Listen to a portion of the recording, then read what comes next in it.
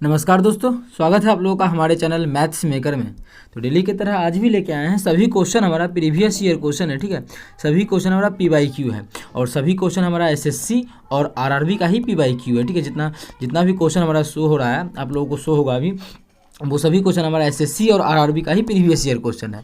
ठीक है, जैसा कि पता भी आप लोगों को, हम बहुत दिन से सभी क्वेश्चन सभी मतलब एग्जाम्स का SSC और रेलवे का जितना भी एग्जाम होता है सभी का प्रीवियस ईयर क्वेश्चन कर रहे हैं। ठीक है, और जो भी हमारा NTPC का क्वेश्चन है, रेलवे NTPC का, वो सभी हमारा रेलवे के ALP के एग्जाम्स के लिए बहुत ही इंपॉर्टेंट रहने वाला है। जितना भी हम लोग प्रीवियस ईयर किए हैं ALP का, तो बहुत सारा क्वेश्चन कर भी लिए हैं। ठीक है, तो वो सभी हमारा देखे होंगे आप लोग, NTPC में जो भी प्रीवियस ईयर आया था वो सभी ALP में पूछा गया था उस टाइप का क्वेश्चन। तो वो सभी हम पैटर्न लेके आ रहे हैं, वो सभी NTPC और रेलवे का मिक्स प्रश्न लेके आ रहे हैं। तो ज़रूर देखा करें। डेली हमारे चैनल पे सुबह के 6 बजे और शाम के 7 बजे मैथ्स का वीडियो आता है, आप लोग देख सकते हैं। ठीक है, ये भी हमारा देखिए SSC CGL 2016 में पूछा गया प्रश्न है। ठीक है, SSC CGL 2016 में जो है पूछा गया प्रश्न है। अगला ये भी हमारा देखिए रेलवे NTPC में पूछा गया प्रश्न 2022 में ही। ठीक है, ये भी हमारा देखिए रेलवे NTPC 2022 में ही पूछा गया प्रश्न है। ये भी हमारा देखिए SSC CHSL 2018 में पूछा गया प्रश्न है। ठीक है, SSC CHSL जो है 2018 में पूछा गया है कि इस प्रकार से अगर बढ़ते बढ़ते इनफाइनाइट तक रहे तो क्या तरीका होगा, अगर यहाँ पे माइनस आ जाए तो क्या तरीका होगा, वो सभी चीज़ आप लोग को हम इसी वीडियो में बताने वाले हैं। ये भी हमारा देखिए रेलवे NTPC 2021 में पूछा गया प्रश्न है। और NTPC का जो भी क्वेश्चन है आप लोग को हम बार बार बोल रहे हैं, वो ALP के लिए बहुत ही इंपॉर्टेंट होने वाला है। क्योंकि देखिए ALP में जो है आप लोग अगर आप लोग मेरे चैनल से प्रीवियस ईयर करते हैं तो ALP में यहाँ 2 वाला क्वेश्चन पूछ चुका है। अगर इस प्रकार का 2 अनुपात देखें, NTPC में ही 3 अनुपात देके पूछ दिया है। तो हम ये अगर जान जाते हैं तो ALP का भी हम लोग क्वेश्चन को बना सकते हैं। तो चलिए हम लोग पहला क्वेश्चन से स्टार्ट करते हैं। तो ये रहा हमारा पहला क्वेश्चन। तो पहला क्वेश्चन क्या दिया हुआ है, A² + A दिया जो है वो हमारा है A² + A बराबर, अब यार A² + 1 बराबर दिया है 9A, इसका मान दिया हुआ है। तो हमसे पूछा क्या है, A² + 1/A² का मान पूछा है। ठीक है, A² + 1/A² का मान पूछा है। तो मेन हमको इसी का मान निकालना है। जब इसका मान निकालना है तो जब भी हम आप लोग को बताते हैं एक ही चीज़ इसमें बोले हैं कि देखिए अगर ये चीज़ दिया हुआ है उससे कोई मतलब नहीं, अगर ये हमको निकालना हो तो हमको ये अगर पता हो तो ज़्यादा आसान होता है निकालने। A-1/A या फिर A + 1/A अगर पता हो तो ये हम स्क्वायर वाला फटाक से निकाल सकते हैं, जल्दी निकाल सकते हैं, बहुत ही आसान हो जाएगा निकालना। तो कोशिश क्या करते हैं, इससे वही चीज़ हम बनाने का कोशिश करते हैं, तब हम ये जो निकाल पाएंगे ये बहुत आसान तरीके से निकाल सकते हैं। तो पहले पता करते हैं क्या हो सकता है। अगर पूरे में हम अगर A से भाग दे दें, यहाँ भी A से भाग दे दें, यहाँ भी A से भाग दे दें, यहाँ भी, तो कोई असर नहीं पड़ेगा। इसका मतलब हुआ कि इस बराबर की इस पर भी A से भाग दिए, बड़ा इस पर भी A से, तभी भी देखिए A से कट के वही चीज़ रह जाएगा ना। तो पूरे में अगर इस A से भाग दे दें, ठीक है, पूरे में अगर A से भाग दें तो इसको हम बोल सकते हैं A प्लस इसको बोल सकते हैं 1/A बराबर ये हमारा 9 हो जाएगा। अब देखिए अगर प्लस वाला पता हो तो स्क्वायर हम लोग तुरंत निकाल लेंगे। क्या तरीका होता है तो वो आप लोग को हम बता चुके हैं। क्या A + 1/A अगर P दिया हुआ है, अगर निकालना हो A² + 1/A² स्क्वायर का मान और दोनों जगह प्लस ही निकालना हो तो हमारा डायरेक्ट हो जाता है P है तो P² - 2। ठीक है, माइनस कर देते हैं अगर दोनों जगह प्लस हो तो। ठीक है, इसी में अगर आप लोग को यहाँ पे नहीं दिया, यहाँ पे तो इसी पे बैठा के निकाल लेंगे। अगर इसी में ऐसा क्वेश्चन आता कि A - 1/A दिया रहता कुछ भी x और निकालना होता हमको A² + 1/A², A² + 1/A²। देखिए सब चीज़ सेम ही है, बस क्या है प्लस था दिया हुआ तो प्लस निकालना था, यहाँ पे माइनस दिया है और प्लस निकालना हो तो करते क्या है x² मतलब इसका जो भी स्क्वायर है x² + 2 कर देते हैं, यहाँ पे -2 कर देते हैं, यहाँ पे +2 कर देते हैं। ठीक है, यही पैटर्न हमारा बैठा है तो बैठा लेते हैं। प्लस से प्लस में जा रहे हैं तो क्या हो जाएगा, स्क्वायर का जो मान निकलेगा जो भी हमारा सिंगल पावर का दिया है उसका स्क्वायर करके 2 घटा देंगे। ठीक है, तो ये घटा देते हैं तो 9 का स्क्वायर, ठीक है, घटा 2 तो 9 में 81 में से 2 गया तो कितना हो जाएगा, 81 में से 2 गया 79 हो जाएगा। तो 79 हमारा किस ऑप्शन में है, 79 हमारा ऑप्शन तीसरा में है। ऑप्शन तीसरा हमारा बिल्कुल करेक्ट आंसर हो जाएगा। कौन सा ऑप्शन, तीसरा ऑप्शन। उम्मीद करते हैं दोस्तों समझ में आ गया होगा। कहीं भी किसी प्रकार का कोई भी दिक्कत हो किसी भी क्वेश्चन में कमेंट करके पूछ सकते हैं। ये आपका अपना चैनल है मैथ्स मेकर। अगर अच्छा लगता है, क्वेश्चन समझ में आता है तो अपने सभी दोस्तों के साथ इस वीडियो को ज़्यादा से ज़्यादा शेयर करें। अगर आप लोग चैनल पर नए हैं तो हमारे चैनल मैथ्स मेकर को सब्सक्राइब कर लें। चलिए अगला क्वेश्चन करते हैं, क्वेश्चन नंबर 2। देखिएगा क्वेश्चन नंबर 2 जो कि हमारा रेलवे NTPC में पूछा गया प्रश्न है। क्या है क्वेश्चन, ए और बी एक साथ मिलकर किसी काम को 10 दिनों में पूरा कर सकते हैं। ए और बी जो है, ए है और कौन है, बी है, किसी काम को दोनों मिल के 10 दिनों में पूरा कर सकता है, तो 10 दिनों में कर सकता है। ठीक है, आगे क्या है, यदि ए अकेले उसी काम को 15 दिनों में पूरा कर सकता है, अगर ए जो है अकेले उस काम को करे तो वो हमारा 15 दिनों में कर सकता है। ठीक है, और सी अकेले अगर करे तो उसी काम को 20 दिनों में कर सकता है। तो ए का तो आ गया, अगर सी भी अकेले करे ना तो उसी काम को 20 दिनों में कर सकता है। ऐसा क्वेश्चन में बोल रखा है कि करेगा तो 20 दिनों में कर लेगा। तो पूछा है बी और सी एक साथ मिलकर उस काम को कितने दिनों में पूरा कर लेगा। मतलब बी और सी, मतलब ए प्लस नहीं, बी प्लस सी को अगर मिला देंगे तो वो काम हमारा कितना दिनों में हो जाएगा, वही हमको क्या करना है, निकाल के बताना है कि बी और सी को अगर मिलाते हैं तो वो काम हमारा जो है कितना दिनों में समाप्त हो जाएगा। ठीक है, तो ये जो क्वेश्चन है किस प्रकार से बनाएंगे, कैसे बनाएंगे, तो इसके लिए आप लोग को हमेशा बोलते हैं एलसीएम मेथड सबसे बेस्ट मेथड होता है क्वेश्चन को करने का। एलसीएम मेथड से क्या होता है, टोटल पहले सबसे पहले काम निकाल लेते हैं। तो हम लोग चलिए उसी मेथड पे चलते हैं। सबसे पहले क्या होगा, टोटल वर्क निकाल लेंगे, तो टोटल काम हमारा निकल जाएगा। तो एलसीएम जो निकालते हैं वो टोटल वर्क निकलता है, उतना यूनिट होता है। ठीक है, ये नहीं कि उतना हो जाएगा, वो चीज़ यूनिट हम मान लेते हैं, उतना इकाई होता है। तो इस तीनों का एलसीएम क्या हो जाएगा, इस तीनों का एलसीएम होगा 60, मतलब टोटल जो काम है मान लिए 60 है। अब देखिए ए और बी जो मिलकर है 10 दिनों में क्या करता है, 60 यूनिट काम करता है। बोला कि टोटल काम को 10 दिनों में करता है, टोटल काम तो हमारा 60 मान लिए हैं, तो 10 दिनों में 60 काम करता है। तो एक दिनों में कितना काम करेगा, 10 दिनों में 60 का मतलब एक दिन में काटेंगे तो 6 काम आ जाएगा। ए अकेले 15 दिन में सब काम करता है, तो एक दिन में कितना काम करेगा, ए अकेले करेगा एक दिन में 4 काम। सी जो है 20 दिन में टोटल काम करता है, मतलब एक दिन में कितना करेगा, सी जो है एक दिन में 3 हिस्सा काम करेगा। सी अगर करना चाहे तो एक दिन में जो हमारा काम करेगा वो कितना, 3 हिस्सा करेगा। ठीक है, अब देखिए ए का भी पता है, बी का भी पता है, लेकिन सी का तो नहीं पता है ना अकेला का, क्योंकि एक ए और बी का साथ का पता है। अगर सी का अकेला का निकालना चाहें हम तो सी जो है, सॉरी बी का अकेला का निकालना चाहे, क्योंकि ए का भी पता है, बी सी का भी पता है, बी का ही नहीं पता है, तो बी का देखिए कैसे निकलेगा। ए और बी मिल के एक दिन में कितना काम करता है, 6 हिस्सा काम करता है। ए और बी मिल के, दोनों मिल के, ए भी मिल जाता है और बी भी मिल जाता है, वो 6 करता है।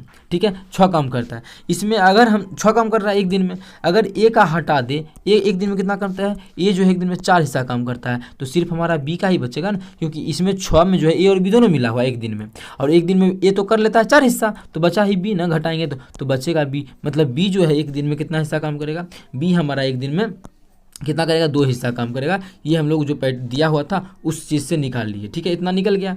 अब जो हम क्वेश्चन पे चलते हैं, आगे देखिएगा, बड़ा गौर से ध्यान कीजिएगा यहाँ पे। अब देखिए क्या आ गया, तो बी आ गया 2। अगर हम देखें बी और सी एक दिन में कितना, क्योंकि बी और सी का ही निकालना है, तो अगर हम देखना चाहें बी और सी कितना करेगा, तो बी प्लस सी का एक दिन का काम, बी प्लस सी का एक दिन का काम हमारा हो जाएगा। बी करता है 2 हिस्सा काम, बी जो हमारा यहाँ पे आप लोग देख रहे होंगे, बी कितना करता है 2 हिस्सा काम, और सी जो है एक दिन में 3 हिस्सा, मतलब बी और सी एक दिन में 5 हिस्सा काम करता है। बी और सी को मिला देंगे तो एक दिन में कितना हिस्सा काम करता है, 5 हिस्सा काम करता है। कौन कौन कौन कौन, बी और सी जो है एक दिन में हमारा 5 हिस्सा काम करता है। इतना में कोई हानि परेशानी नहीं होना चाहिए। अब हमको निकालना किसका है, बी और सी का ही निकालना है। अब टोटल काम है कितना, टोटल काम हमारा है 60। टोटल जो काम है वो हमारा कितना दिया, टोटल जो काम है वो हमारा 60 यूनिट है, तो टोटल काम है 60 यूनिट 60।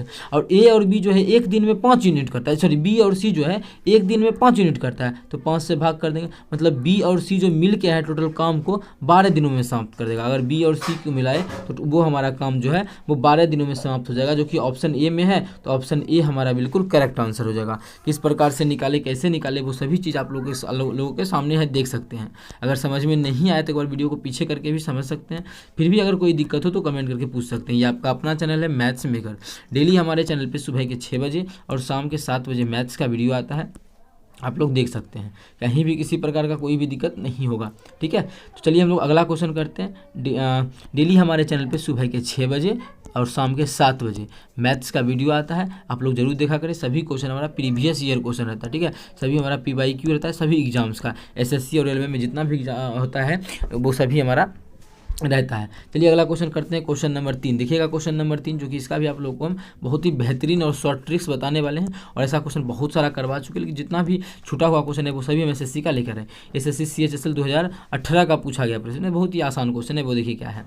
ठीक है, अब देखिए जेड का मान जो भी दे दें यहाँ पे, ठीक है। लगातार याद रहे कि बढ़ते बढ़ते इनफाइनाइट तक हो, तभी बढ़ते बढ़ते अगर इनफाइनाइट तक हो, जैसे इसी प्रकार से आ जाए कि माने कुछ भी आ जाए √x plus √x plus √x, बढ़ते बढ़ते कहाँ इनफाइनाइट तक, प्लस करके बढ़ते बढ़ते कहाँ इनफाइनाइट तक, बढ़ते बढ़ते इनफाइनाइट तक हो और बीच में प्लस हो, तो करते क्या, जो भी मान है इसका टुकड़ा खोज लेते हैं। जैसे यहाँ पे क्या है, यहाँ पे क्या है हमारा 20 है, तो 20 का ऐसा गुणनखंड खोजेंगे, ऐसा फैक्टर खोजेंगे जिसके बीच का डिफरेंस हमारा कितना हो, 1 हो, जिसके बीच का डिफरेंस क्या हो, 1 हो। जैसे यहाँ पे 20 है तो 20 है तो इसका ऐसा क्या, देखिए 10 को हम ये भी लिख सकते हैं 10 × 2, लेकिन इसके बीच का डिफरेंस हमारा 8 आ जाएगा।